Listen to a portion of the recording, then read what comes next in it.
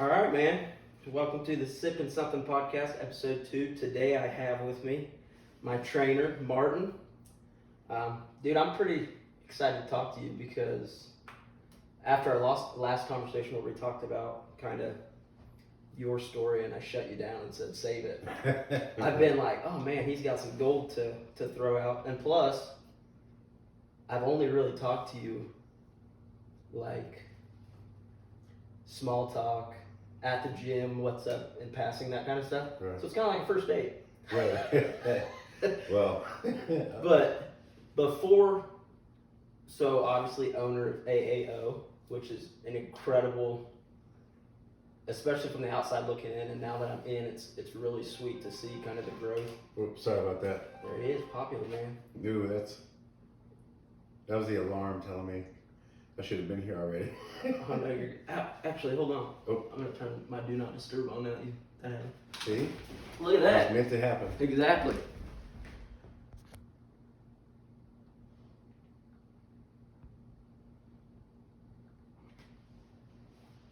Sweet. Oh.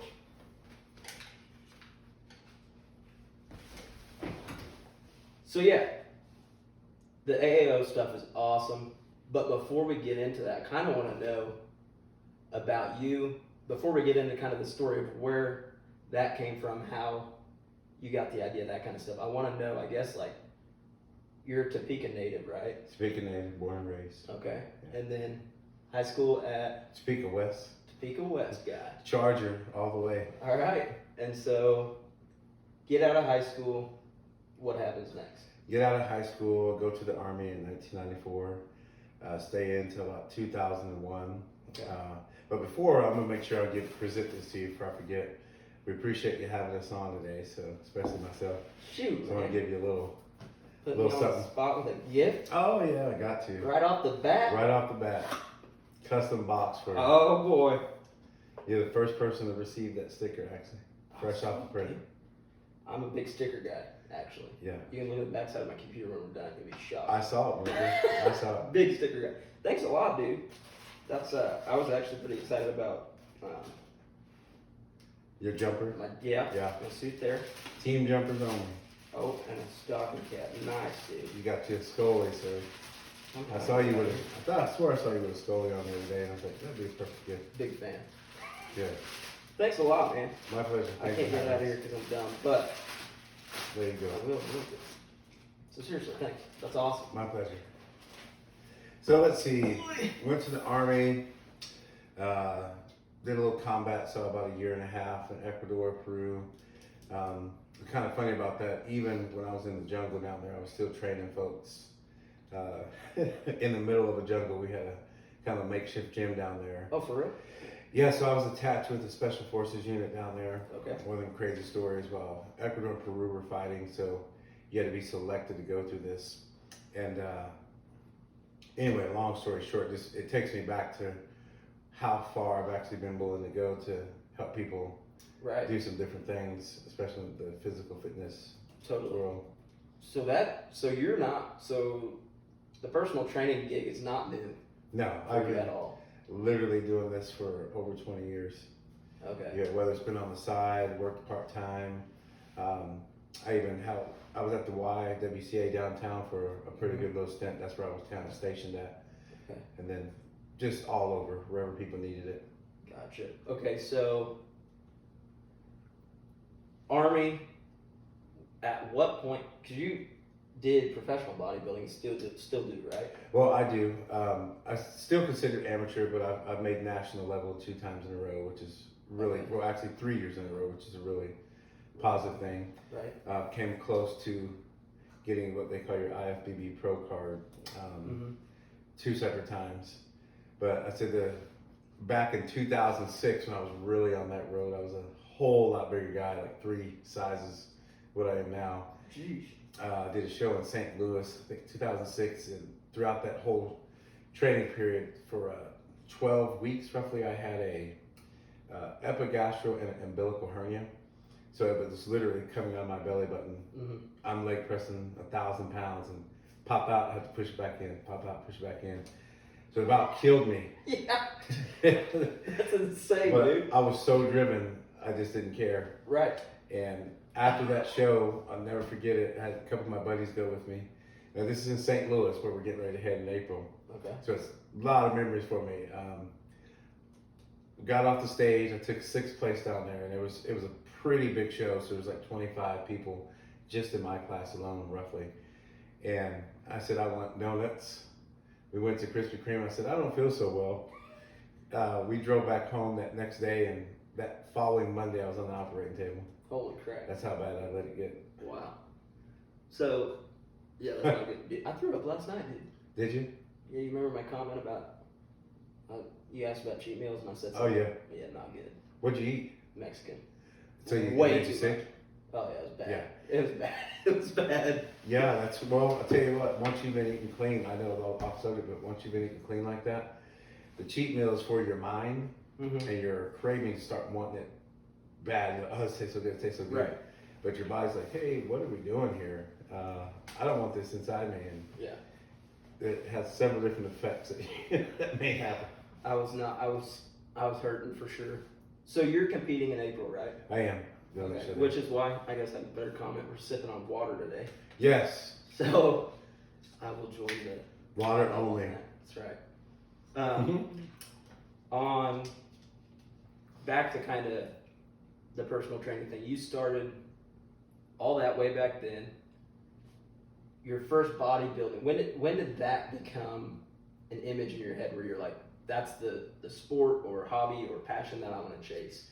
So that goes way back to when I was 14. Oh, so really young. Yeah, and I've got vivid memories of it.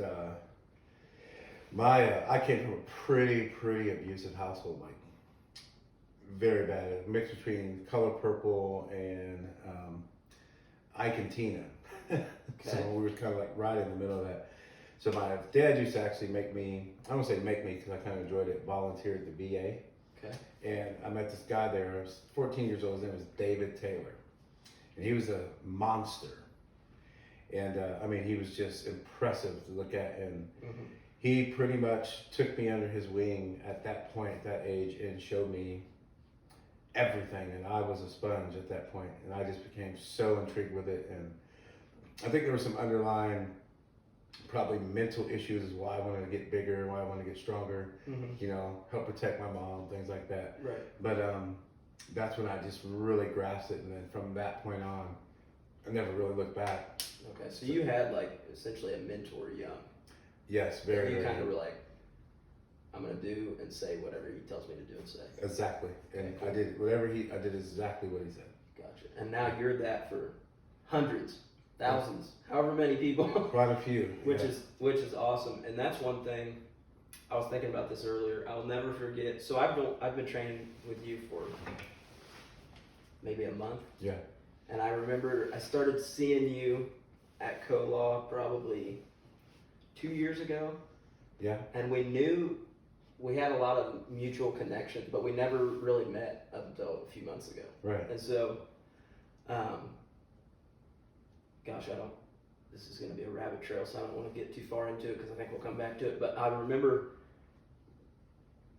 everybody, like, people know you at Co-Law. Yeah. Like, you're somebody that you're in there. I don't know the last time, well, and this is kind of an AAO thing too, is like anytime I'm in Co-Law, I either see you or I see somebody wearing your apparel, which is sweet because it's Right. like, this dude's got an army behind him. And what is it? You're doing something that's making these people buy in. And obviously I'm one of them. I think it's incredible. But I remember when you train somebody, you're all in on that person. Yeah. Whether when you're doing your one-on-one stuff or if you got a couple people, like you are 100% invested in them while you're working with them. And so I've heard complaints, some trainers, they'll be training somebody, but while that person's doing their set or between sets, whatever, the trainer will be over talking to somebody else. And I noticed very quickly that you are 100% invested in that person and like very intentional about being with them, being there for them, and helping them to grow and be better.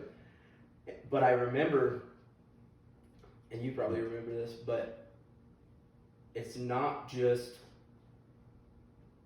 this was a cool personality trait, maybe if you want to call it that I saw, that you're not just interested in helping the people that are paying you.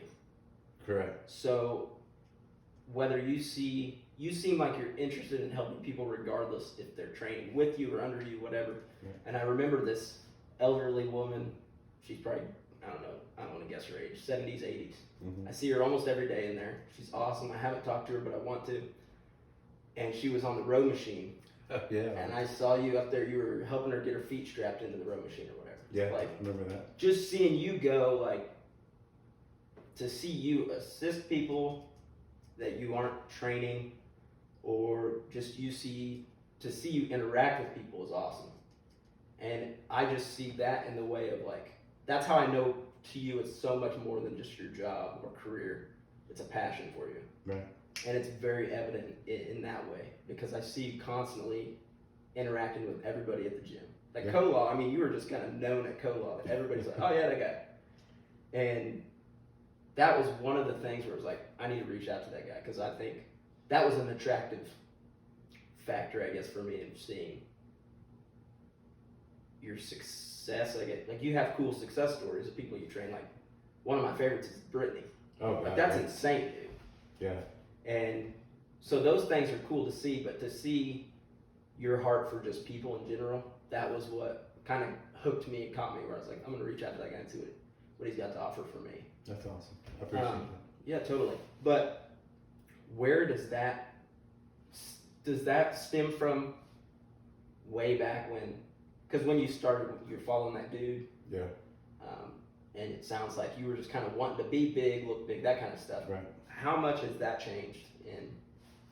I'd say that whole aspect of it has changed dramatically, simply because once you enter that whole bodybuilding world, it's a very selfish sport. It's a very time-consuming sport. Mm-hmm. It's very driven, very focused. You learn a lot about yourself, and you learn about other folks around you.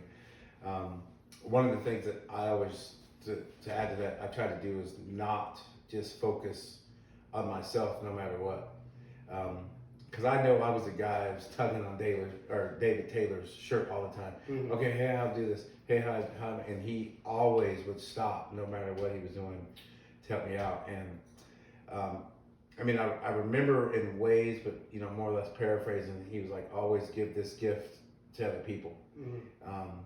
He would preach about, don't be arrogant, don't be boastful, be proud of your work, but just don't, take it to that level. So as I started getting more and more into the sport, I just realized that it's kind of like we're in the direction that we're headed in now. We may have 6 people going down to the show in April, but we're going to go down as Team AAL.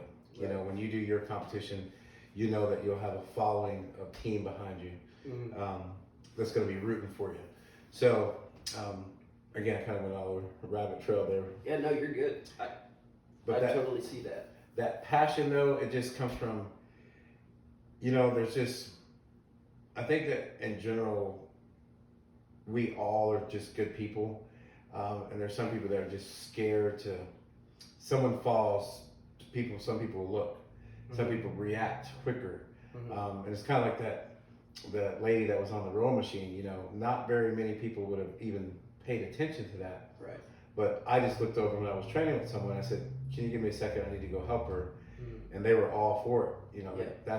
That's the community that I'm trying to create or elaborate on. And again, she was just having a little trouble getting the straps. I mean, she's literally 80 years old in the gym, and that's inspiration on the days that I don't want to get up and go to the gym. Right. Like, she's 90, so yeah. You guys, I can use that to help motivate my clients. I literally saw a 90-year-old doing the row machine yesterday, mm-hmm. and your elbow hurts. Yeah, I mean, I think I've seen her on every piece of cardio equipment. Yes, she doesn't. She walks, she rides. Yep. She's impressive. She's not a real fast mover, but she gets there. She works. Right. She drives herself there. She, who knows the responsibility she has. Yep. So,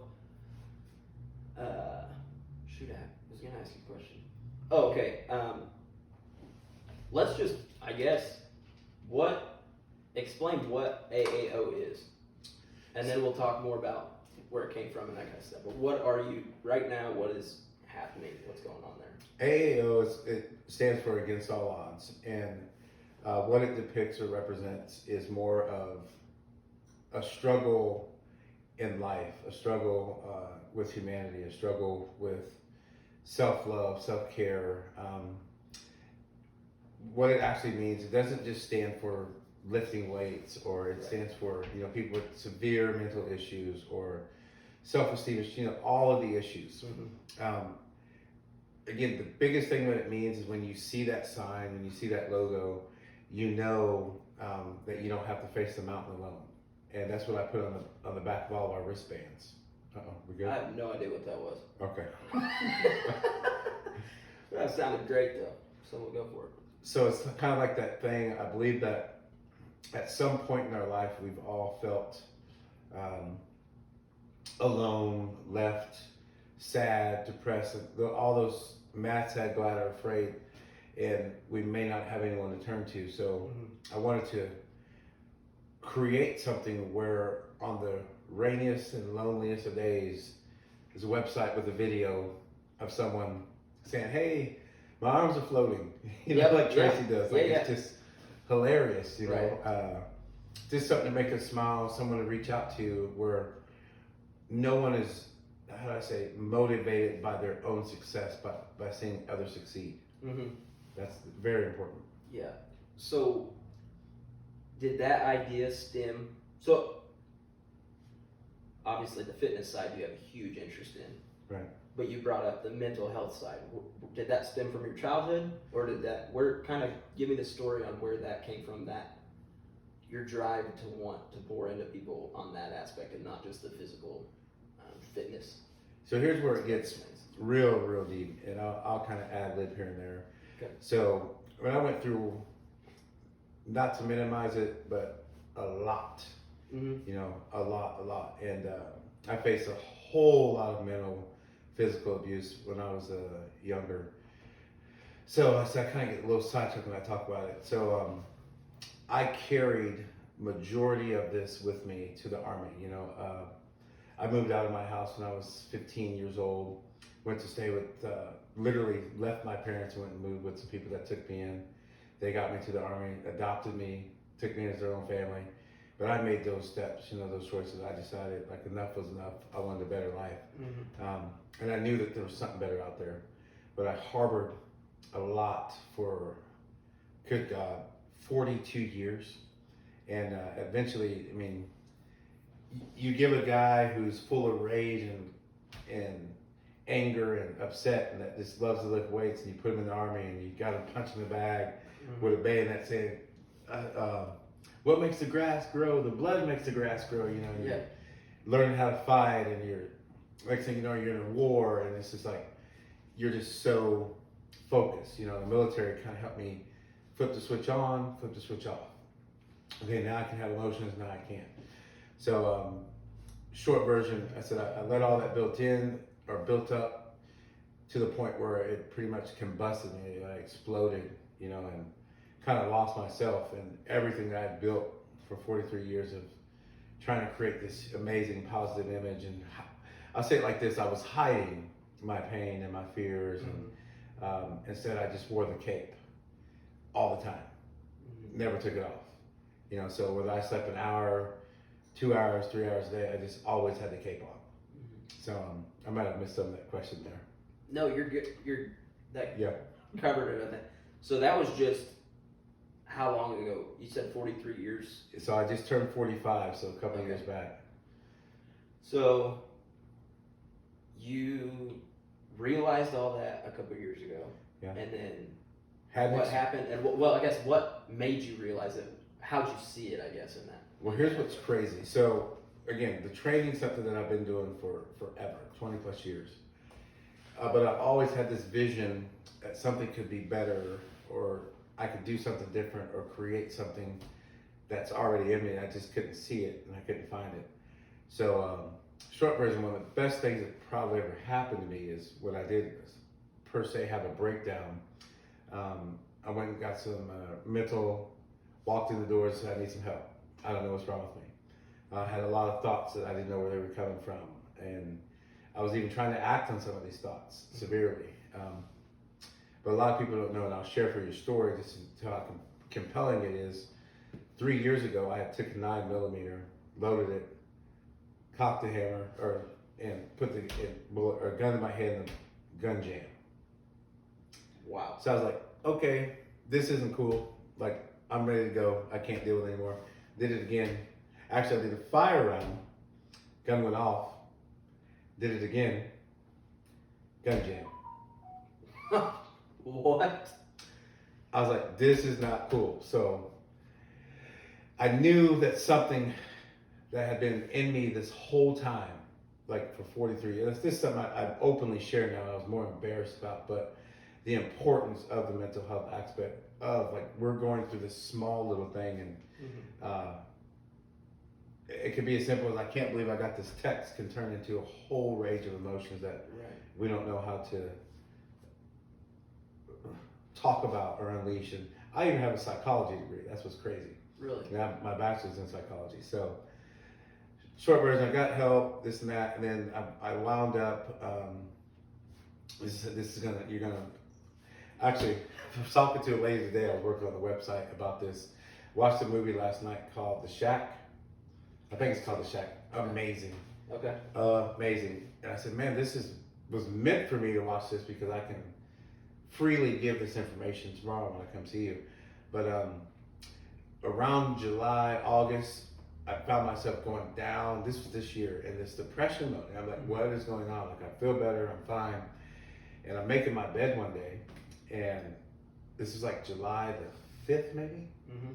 And something said, hey, will you go do what you're supposed to do? I'm like, sure. I'm finished making my bed. That's what I'm thinking. Right, yeah. So I found myself downstairs, and I had canceled some appointments, just trying to get some things out, trying to breathe. And I said, you know what? I'll text everybody. And I started making and scheduling appointments. Well, that entire month of July was booked, my God, in 15 minutes. I'll take Friday, Saturday, Sunday. I'll take Monday, Tuesday, Wednesday. It just kept coming. I was like, okay, I get it. And then I had this other thought. It's like, hey, you need to start making supplements. I'm like, all right, brain, what are we doing today? Yeah. Got on the phone. This is all the same day. Made some calls. Next thing you know, I have a list of 500 different ingredients, and I'm sitting there formatting my first supplement, which is going to be Intensify. Okay. So called up a couple of friends of mine. I said, hey, I just have these visions of these thoughts. I don't know what they are exactly. And I said, I need to get a website going. I need to get some merchandise out with the Half Lion. I'll tell you a story about that too, the Half Lion and the AAO. And I'm here to tell you, remember, this was July the 5th, 6th. By August 1st, 3 weeks later, we fully launched a website with merchandise, supplements, and row. Wow. So that's okay. So that July 5th, is that really when this dream became like, okay, we're going after it? Like, did you have another job, or were you full-time personal training at the time? Or nope, I was working as a operations manager at Bimbo Bakeries. Okay. So a lot of people don't know is that I would actually go to work from basically 8 p.m. at night, work until 7 a.m. in the morning, get off and be at the gym wherever I needed to be from 8 till the last person was training. Wow. I did that every day, 7 days a week. That's for passion. over a year. Yeah, that's over crazy. a year. And I worked 6 days a week at Bimbo, every week, no matter what. Okay, so that's insane. Yeah. So the dream happens like that, July 5th. When is it that you're like, this is gonna be my thing? I'm jumping off the employment training. I'm going directly into this full time, 100% diving in. So here's what's funny about this logo here, is the first time I had so I had this thing I did for Pittsburgh, last national show last year. So through everything I was going through, I still somehow managed to get preps in 3 months and go to a national level show. Don't know how. It was days. I dieted down, did everything I need to do, and I didn't do good, but I was happy that I made it. Right. So a friend of mine comes over, and I had these shirts made, or another friend of mine had these shirts made that said "Against all odds," right? And we wore them. I put pictures of them, blah blah blah, because like it was literally against all odds of me even being there. Yeah. You know, I mean, I didn't even see myself there at all. So a very creative friend of mine comes by my house one day and was like, "I made you something." I'm like, "What?" This is like 6 months ago. Okay. Like literally 6 months ago before. So what is this? I'm gonna say at least 3 months before AAO was born. So she has this black shirt. I call it one of one. Mm-hmm. Now we're over 1,000 shirts sold, which is pretty amazing. Yeah. With this logo on it, the big line on the back with the cross, and I said, I just looked at it, and at the time when she gave it to me, I was like, "Oh, that's neat. Thanks." That's it. I was like, "Yeah, that's cool. Thanks."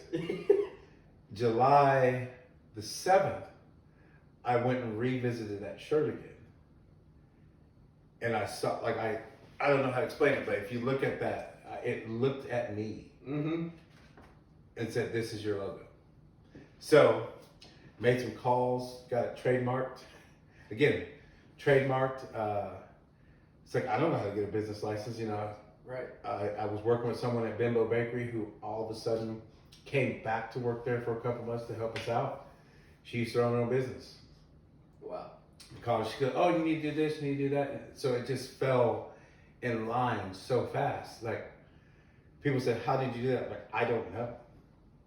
The right people were put, you know, in the path of AAO. I'm not going to say my life, to get it started. And some people are still here, some people aren't. But what it's created is a huge community, you know, not just in Topeka, but it's spread through all 50 states. Yeah, and it seems like every day I'm seeing a new face wearing something of yours. And it's not just, what's crazy, it's every gym. You know, my motto has been, like, a lot of people, "Oh, you know, he's trying to do this and do that." No, I said, I've never wanted to be, if I wanted to own a gym, I probably could have. I still could, if you want to know the truth. And I've said, I mean, this may sound a little arrogant, but one of the worst things that I could do for other people in the community is open up my own gym, because that takes out of their revenue. You know, like, I'm being considerate of them. Right. I'd rather just online. I could be in any gym, anywhere, anytime, and they're going to get the same support as if I'm right there with them. So I mean, that's huge to me. Yeah, and you brought up arrogance, so I'm going to touch on this. Okay. Another thing I noticed about you in the gym is you carry yourself with a confidence and a swagger, I guess, that's not, like, it's, I would say, it's not arrogant at all, which I think is attractive for, if you look at kind of your clientele or whatever, there's really nobody off limits that you train. Yeah. Which is a cool thing too. Like, you're not just training high class, whatever, athletes or bodybuilders, but you're also training dummies like me that know nothing, and you're able to adapt to all that. And I think you find that because you have that confidence, but you're so approachable. Like, you're not arrogant in the way of intimidation, but it's clear you know what you're doing, obviously, and you carry a confidence that's so approachable, which is, I think that's a skill that's hard to be able to have. Both of those is not easy. Yeah. I don't think, because it's usually one or the other. They're either, you see people in the gym that are very quiet, kind of off to themselves, they don't have much. Or the guy slamming. Yeah, and then really, it's 200 pounds. Yeah. Slam away. But you have two, the arrogant guy that you stay away from because it's like, that guy's gonna look down on me, or whatever it is, whatever things that come into somebody's mind when they're working out. Because working out's a vulnerable place. It is. I mean, even for people that are in shape or whatever, I think a lot of it stems from some sort of trauma, and that's kind of their vice, which I don't think is a bad thing. No. But it's a gym atmosphere, I think, is so important, because you have no idea what the person next to you is going through or why they're in the gym. It doesn't matter what they look like. Somebody that's an absolute stud could have the same issues that somebody you would think knows nothing about working out. Mm-hmm. They could be in there for the same exact reason. And you reveal that in how you bring all these people together. I guess if that makes sense. Yeah, makes perfect sense. I might have just beat around the bush a lot to get to that point. But my point is you can bring people from all different shapes and sizes and mentalities and everything to see one picture and one dream, I guess, and you're able to help people find themselves, I guess, or whatever, and chase after kind of one goal in mind. And it's not just to look better naked or what, you know what I mean? Yeah. And that's one thing that I think is incredible, and the fact that you can do it is admirable. You know, and I say this, one of the things that I learned along the way is, and I've told Miss Brittany, for example, because she was the last competitor, you know, I've been to hundreds of bodybuilding shows and physique shows and bikini shows, and I've been on stage where there's 100 people total in the event, and there's almost 4,000 people in the event. And it's you hit the nail in the coffin. It's like we don't know why that person is where they are. Mm-hmm. So like even when it comes to like the whole stage presence, or even being in the gym, you know, how long it took someone to go to the gym.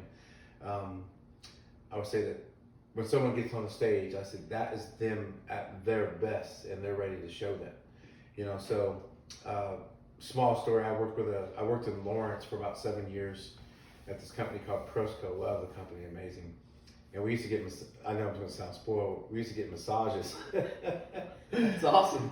Once they catered food for us, we would get massages. A lady come in and do a massage chair. And she'll remember this, her name's Cassie Edwards. She was from Gentle Hands Massage in Lawrence. We're talking 15 years ago, right? Mm-hmm. And I was heavy in the training back then. And anyway, Cassie was wanting to make some changes. And so I said, you know what, it's never really been about the money, if that makes sense. I said, yeah, well, let's just barter. I'm always sore. So she did my massages, and I would do her training. So I would drive from Topeka to Lawrence like 2 hours early every morning just to meet her, 3 to 4 days a week. Mm-hmm. That's just because that's how passionate I was. Right. Now, Cassie, I say 150, 160 pounds later, don't quote me on that, let's just say 100. She's married, totally different person, totally different life. Mm-hmm. And I think I have lifetime massages for free. That's awesome. There you go. Which is pretty cool. So, yeah, totally. So that's why I'm in it. Like that's the game for me. It's there's so much more to it than what people see at surface level. You know, I want to see you get there. I'll raise your hand, and then you're in the spot. Like it's your spotlight. You take it and do what you want with it. Mm-hmm. So do you have anybody so David Taylor was his name that you first? David Taylor. Yeah. He was your first mentor in wanting to be a bodybuilder. Yeah. Do you have people now that you follow that mentor you, that you kind of pick their brain or help you in, whether it's entrepreneurship or still, I mean, in any aspect of life, there's something to be learned. And so, although so many thousands of people look to you for personal training stuff, who do you still have people that you kind of fall under, that you're, I don't know, mentorship, I guess, that you kind of follow? Absolutely. Two of my closest guys, Charles Banks, who was actually Mr. USA World's, probably one of the best bodybuilders that Kansas has ever seen. Mm-hmm. Actual Mr. Kansas. They have different types of Mr. Kansas, but he won that. Another guy named Mark Murray. And like whenever I'm getting to that point where I'm getting serious about competing, I can go to them and say, tell me what's up.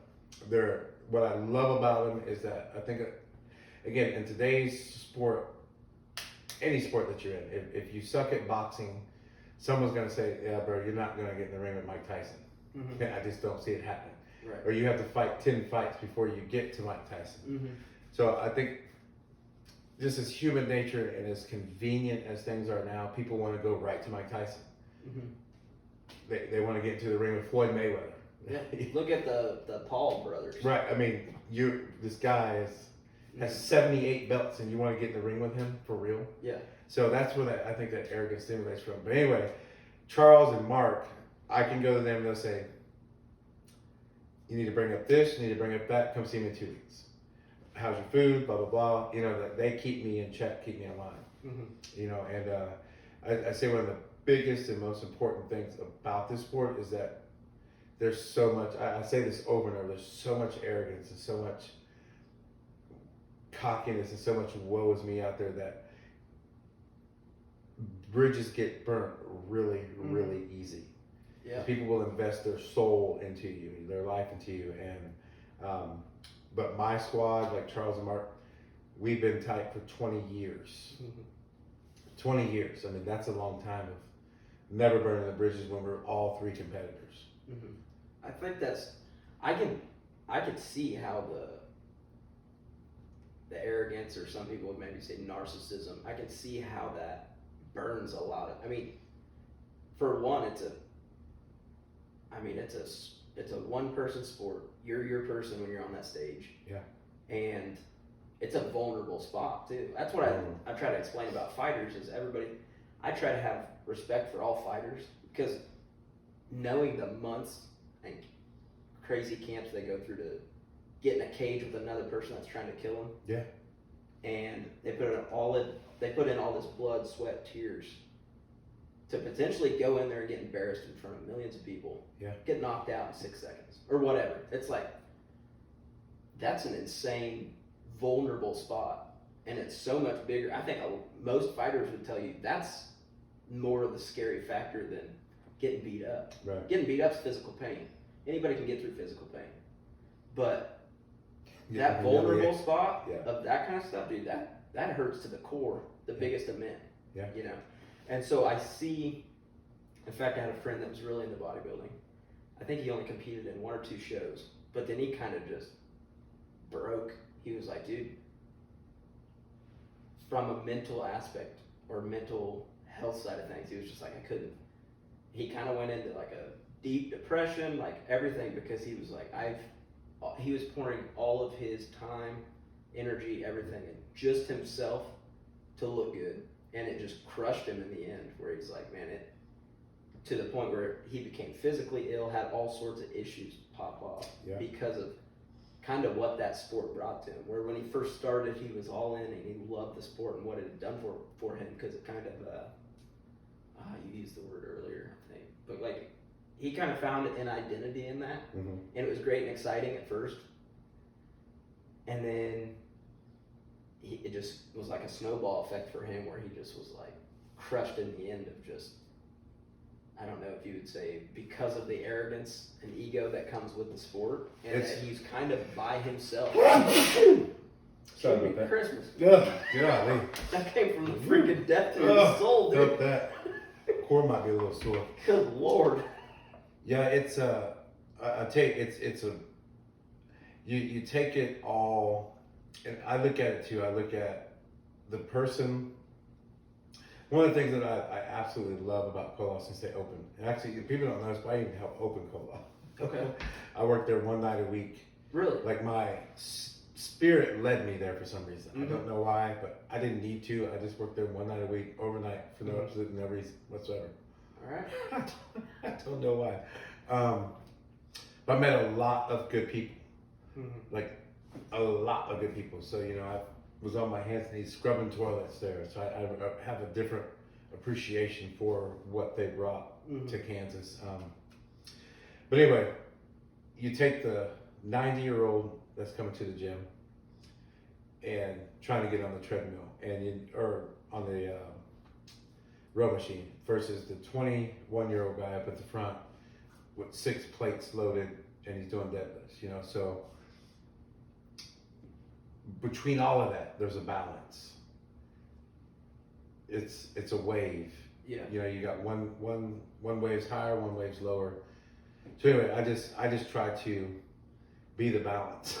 Yeah, because I think it's really easy when somebody goes through all that just to compete in one show, I think it's really easy to fall into the pit of arrogance, self-absorbed stuff. Yeah.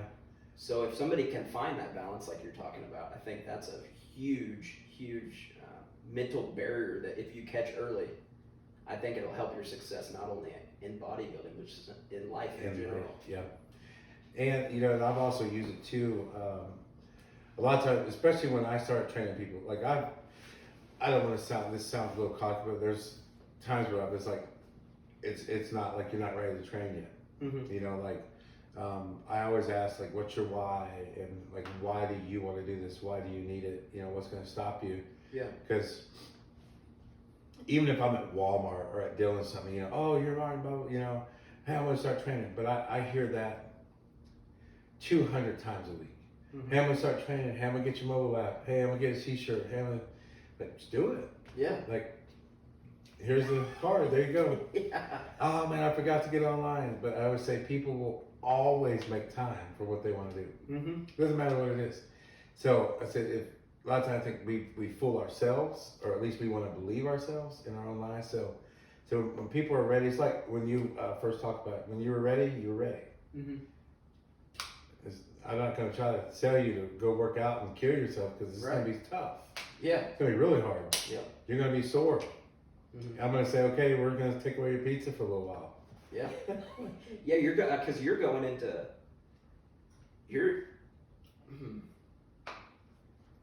you're so much more focused on building your team. The team you have, you're more focused on building them up than rather, I would say, than numbers. Right. Because, and I can see that just in, you don't really market yourself all that much. I don't. But the amount of hours you put in every single day on Facebook, pouring into the Facebook group that's of the people already on your team. Yeah. I think that's a really cool, because I think a lot of people do the opposite. A lot of people are for the numbers. Right. Let's get somebody on that auto pay, you know? Yeah. Like that's what they're looking for. And then once you're on, it's like, okay, sweet, we got the job done. And you're like the opposite end. That's step one. Yeah. That's Now the journey starts. Yeah. Yeah. So your why, does your why change for AAO? You know, I take, this is the crazy part about the whole AAO. The biggest thing is I would love to leave an empire for my kids.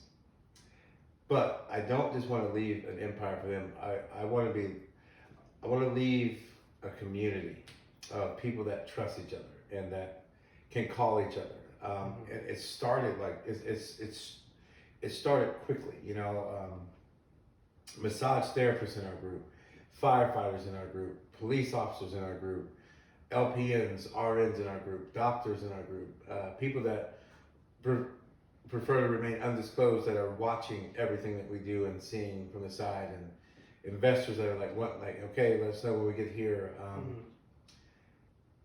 It's just amazing. You know, I told someone, imagine if you're driving a little bit fast, 3 miles over, and you have that sticker on the back of your car. Yeah. Someone comes up to you and they're wearing a bracelet. Right. What happens? You go to someone's house. You're going to do your job regardless because of your integrity, but it's just awesome. You know, just trying to create a little bit of goodness. And I said, none of us, we don't discuss politics. We don't discuss necessarily religious beliefs, which people always say, well, the cross. I'm like, cross is a symbol of hope.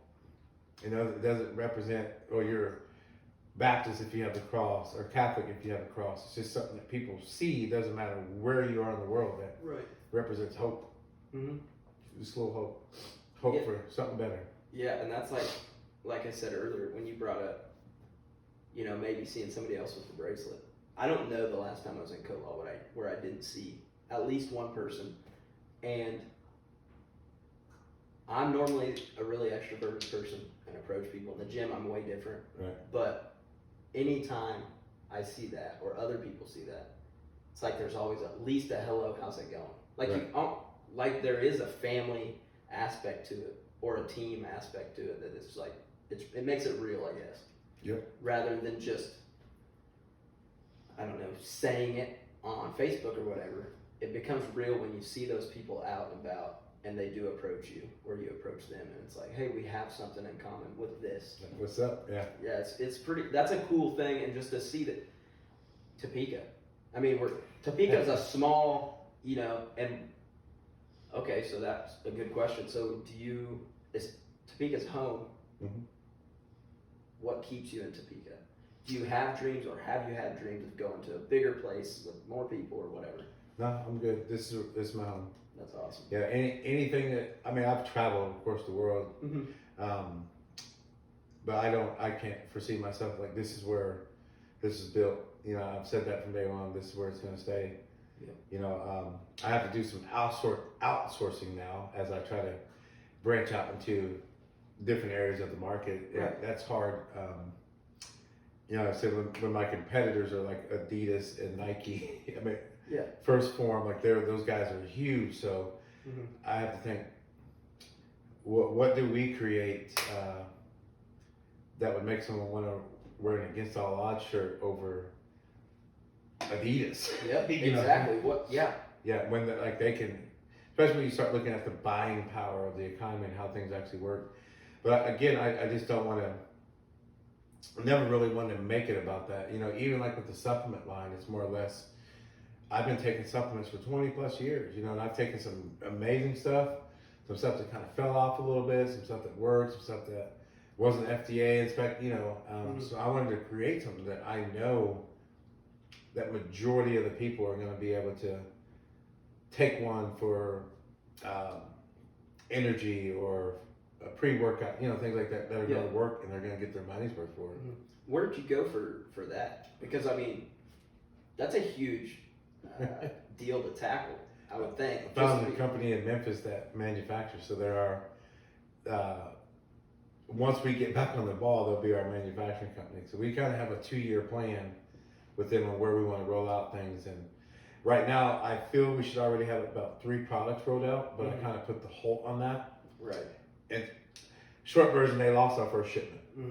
I think I told you that. I might have said it twice already because I keep saying it every day. Yeah. So now, once I have that product available for the market, then I'm going to say for the Topeka market, because it will be dispersed other areas, what I can say at this time, because there was some testing done on that in different markets, which is pretty cool. Okay. So it works.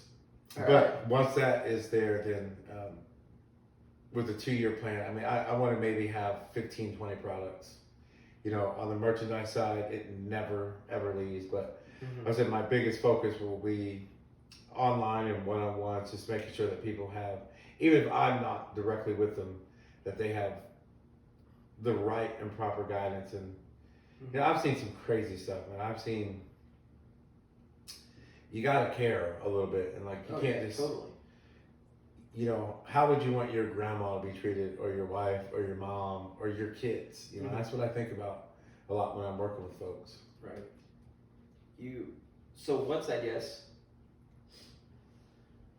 what's your pinnacle? What do you want? Where are you at now versus where do you want to be, I guess?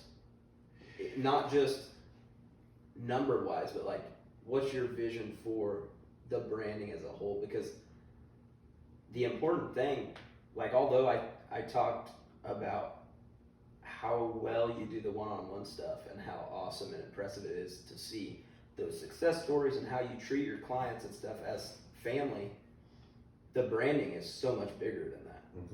Whether it's the apparel, the supplements, which is insane to think about. Like, I've mentioned supplements to a few people that I'm like, oh yeah, my trainer has a supplement line coming out. They're like, excuse me? They're like, stuff that you like put in your body, supplements? I'm like, yeah, dude. Legit and they're like, stuff. They're like, oh, okay. And then you show that like your clothing isn't it's not like Fruit of the Loom with your branding on it. Right. It is your actual clothing line with all the tags are yours. Like, it's a big, you got an operation going on, and it seems like you're just scratching the surface, really. Literally. So I said the thing, I have I say kind of a foreseen forecast of where I believe it could be, but it already grew 5 times faster than what I thought it'd be by December anyway. Mm-hmm. And it's not even the fact, I don't even call it growth. It's more or less that we're not selling products, we're not selling merchandise. It's a brand. We're selling something that it's not even something to sell. It's like when you see the golden arches, what one of my brand folks that I met with talks about. It doesn't matter where you're at. Here in China, Beijing, Australia, Germany, and you see those golden arches, there's a burger there, mm-hmm. or some chicken McNuggets. Yeah. So when they see that lion and that, I call it the half lion and the AAO, like they're gonna know that wherever you're at, that's someone you can trust, someone you can count on.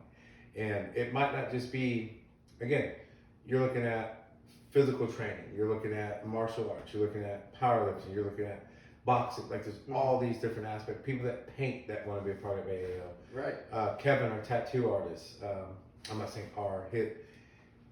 he's just amazing. I get what you're saying. Yeah, it's just like, Christine, she's an editor of 3 magazines. Mm-hmm. That's Kevin's wife. Okay. She's actually the one that's doing our digital media right now. Yeah, I mean how do you right? How do you even meet someone like that? She's literally 3 major magazine companies is who she works for, and I'm all in. What do you need? That's sweet. And it's because of how you pour into others, I think, is why people want to invest in you back. I don't know if I'm saying that right, but you're able to help people and also like when we are talking the physical training stuff, you're great at helping bodybuilders find achieve their goals, I guess. Yeah. But like me, for example, I have zero interest in getting on stage and flexing. Right. I'm zero. That's like Agnes asked me the other day. She's like, "Are you gonna step on stage with us in April?" And I'm like, "Listen, I know you haven't seen me with my shirt off, but I have the body of like a pre-adolescent boy. Like it's not. We're not great here. Right. But I came to you and I told you I want to get better in my jiu-jitsu game, and I want to get better for my job." Because especially my job, because I think it's a total disservice when you take an oath to protect lives and to put yourself in harm's way for another human and be below average in your physical ability to do that. I think that's terrible, and it's a terrible disservice. But I come to you with those things, and you didn't write me off because I wasn't wanting to do bodybuilding. Yeah. Although you post those things on the Facebook page about here's what's going on if you're doing the show. You adapt to me. You're like, okay, yeah, let's do it. Like, I know you're not going to be a bodybuilder, but let's work on those things. Right. Your view or your width of the things that you can help people with is infinite, essentially, as far as that goes. It's one thing I said, I don't know how to really give this a good explanation of this, but I've always been able to listen. I've always been able to not be too eager to jump, if that makes sense. But I think the gift just comes from actually giving a shit. Mm-hmm. It's where it's not even, you call it like a Superman type complex. I mentioned that before, but I just enjoy helping people. Like, right. I've been a person of service my whole life. Like that's just what mm-hmm. I love to open the door for people that I don't know. I would rather open the door or help someone across the street than go spend $1 million on crap that I'll never use. Yep. I've said this too. Like a lot of people, you're gonna get like I've had the fancy cars, I've had the nice watches, I've got suits that I'll never wear again. I've had the diamonds. I just don't. I have beyond everything that I ever could have imagined right now, and I think that's finally why I was able to see finally, because what I wanted wasn't for myself anymore. Mm-hmm. one time I was paying 8 phone lines because everybody had iPads and iPhone, this and that. It's like, I'd rather, I don't know how to explain it. No, I get it. Let's go put some clothes on some kids' backs or give them Yeah. some new shoes or, let's go take some groceries to somebody's house just randomly. Let's do something different. I know you're supposed to give with one hand and not look at the other, but like the other day I was at Scooters and I just said, take care of the cars behind me. Mm-hmm. You said, oh, the one? I said, no, all of them. Right. It's so much more rewarding to give, and for me, to give than to receive. Yeah. Especially when it comes to material things. Because it's like you said, you had all this incredible, all these things that so many people are like, ooh, that's what I want to chase after, blah, blah, blah. Well, you got all those, but guess what? You still have the same issues, whether it was your mental health or whatever, with those things that you had without them. And I think sometimes that's what it takes to see, to kind of have the blinders removed to see. I'm not going to get fulfillment in that. Maybe temporary, but in serving others and to see others kind of pay it forward, that right there is so awesome. Rewarding. That's awesome. Yeah. But yeah, you have to go, dude. Is it been that long? It's 3:10, yeah. I told you, we're going to have to, you Let's get do in here another and the two. time just like, poof. Yeah. So, before you go, AAO for you and your passion and your drive for that is not just wanting to see people's physical goals met or reached. Absolutely. It's so much bigger, and it is. People are buying in because of the relationship aspect of things, right? And how much you're dumping into them as a human. It's humanity needs a little upgrade. Trust me, I've made my mistakes. Oh yeah, we are. I made some today, probably. I'm sure. It's just I wanted to do something different. I said, what I got that day is, for me, it's never ever just been about the stage. It's never just been about pumping iron in the gym. It's been, again, tennis, ski, hockey. We all have to find some escape. The movies, music. There's something that we need just to find that peace and tranquility. So, whatever I can do, AO, it means against all odds. We all face that at some point. So, whatever I can do, whatever we can do to strengthen the community and surrounding areas is legitimately, what I want to do. Yeah. That's the direction. And that's, again, you look at supplements, you look at the clothing line, that's just a part of life, those are things that are, if I see you in your fire uniform, I know you're a fireman.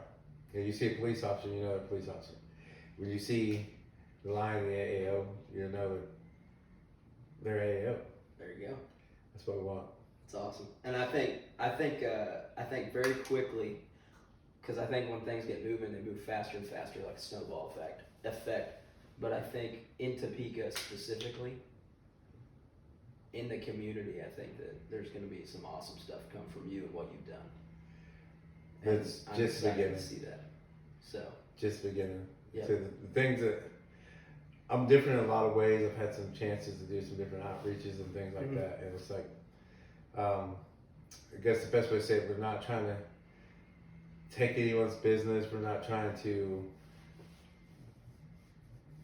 trying to just help people. We're trying to network and, hey, do this, do that, do that. Hey, we got these people. Just let them know you're A. That's awesome. When you walk in the door and you already know. Yep. I'd say when I knew where we were going, this was probably August, like the 5th maybe. Just open, still running around, still pressing our own shirts. Right. Running back, buying fabric. Like, my God, we spent $500 on fabric today. I don't even know what I'm going to eat tomorrow. Yeah. A lady had her AAO sticker on her phone. She went to go eat someplace, and someone said, "Oh, you know Martin?" And they're like, "Yeah." When she went to pay for her food, it was already paid for. And I was like, "That's exactly what I want." That's sweet. That's awesome. You couldn't ask for anything to make you more humble than that. That's really cool. And I think it's, like you said, it's just the beginning. So Yeah. I'd ask if you wanted to plug anything, but we're kind of doing that. this whole entire episode. Yeah. So I guess we'll post the link if you want to the website, and people can see and find everything there. Yes, just redid the website today, or made it a lot easier for people to go on and look for items that they want. Got several new things coming out. I said we try to keep it appropriate, like your beanie, things that are actually usable. So some hoodies and things that are coming over, training bags, things like that. You don't have to just be training bags, but like I said, I'm going to load these bags up with goodies. I'm going to put straps in them. I'm going to put water bottles in them, and it's going to be remarkable price, so you can buy it separately. Sweet, man. Yeah. Looking forward to it. Yep. I think you're going to do huge things, and I'm excited to be in so early to kind of see the growth from the start. Kind of crazy, yeah. Thanks for sharing your story, dude. Appreciate it. Yeah. Appreciate it.